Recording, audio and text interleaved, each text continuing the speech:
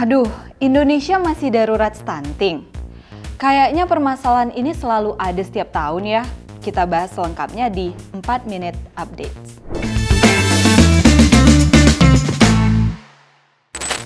Stunting, masalah gizi kronis karena kurangnya asupan gizi dalam waktu panjang yang bikin pertumbuhan anak terganggu. Ini nih yang jadi salah satu penyebab tinggi badan anak terhambat. Jadi tinggi anak lebih rendah dibanding anak-anak seusianya. Nah, tapi kenapa ya anak-anak mengalami stunting? Ada banyak banget faktor.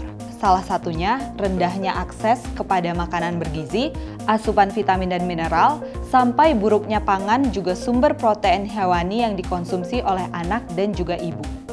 Karena jika ibu yang sedang hamil tidak memiliki asupan gizi yang baik, bayi akan mengalami masalah kurang gizi sejak dalam kandungan.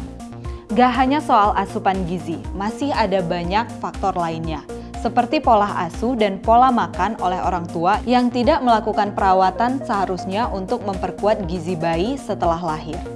Bahkan gangguan mental dan hipertensi yang dimiliki oleh orang tua, sakit infeksi yang berulang pada anak, hingga sanitasi yang buruk dan terbatasnya air bersih untuk anak juga mempengaruhi terjadinya stunting.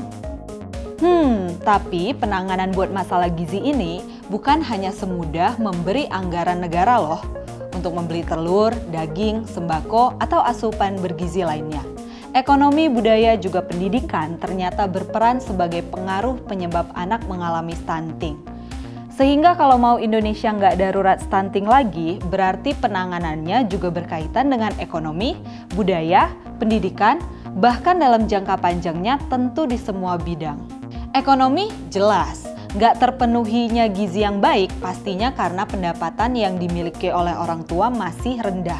Inilah pentingnya bagaimana seharusnya ayah dan ibu harus memastikan keuangan yang cukup dalam tumbuh kembang anak. Pemerintah bisa lebih aware lagi untuk melakukan berbagai upaya. Salah satunya lebih banyak membuka lapangan pekerjaan yang bisa mengurangi angka pengangguran dan kemiskinan di Indonesia, supaya setiap keluarga akan memiliki pendapatan yang terjamin. Budaya. Sayangnya nikah muda dan bahkan pernikahan usia dini masih menjadi budaya di Indonesia dengan angka yang meningkat setiap tahunnya.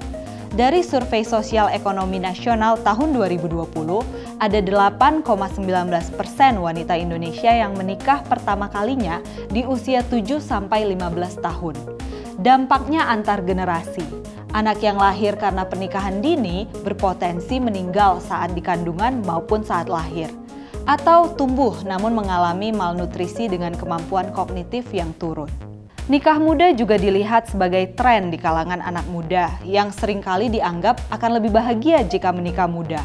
Apalagi setiap lihat para muda-mudi yang jomblo, para orang tua langsung menodong dengan pertanyaan, kapan nikah?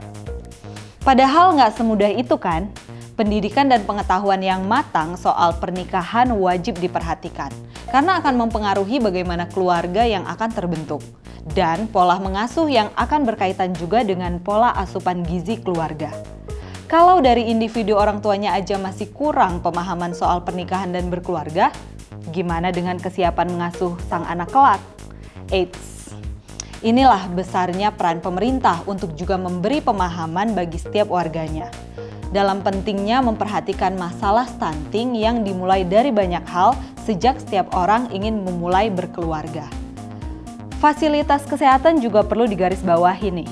Peningkatan kapasitas rumah sakit, puskesmas, posyandu juga penting untuk jadi solusi bagi pemerintah dalam mengatasi permasalahan stunting dan bahkan kesehatan di negara kita. Aksesnya, pelayanannya, bahkan jaminan kesehatan bagi setiap individu juga harus dibenahi.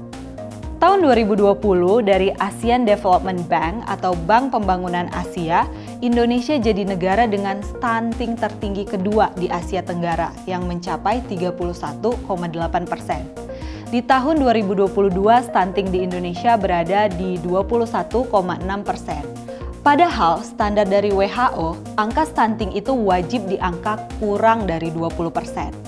Permasalahan stunting ini harus ditangani bersama-sama. Masyarakat nggak bisa hanya mengandalkan peran pemerintah, maupun sebaliknya. Nah, menurut kamu, apa nih yang bisa kita lakukan lagi untuk solusi stunting? Bisa nggak ya tahun depan masalah kekurangan gizi di Indonesia ini turun? Kita ngobrol di kolom komentar ya. Jangan lupa subscribe, like, dan komen. Golkar nomor 4.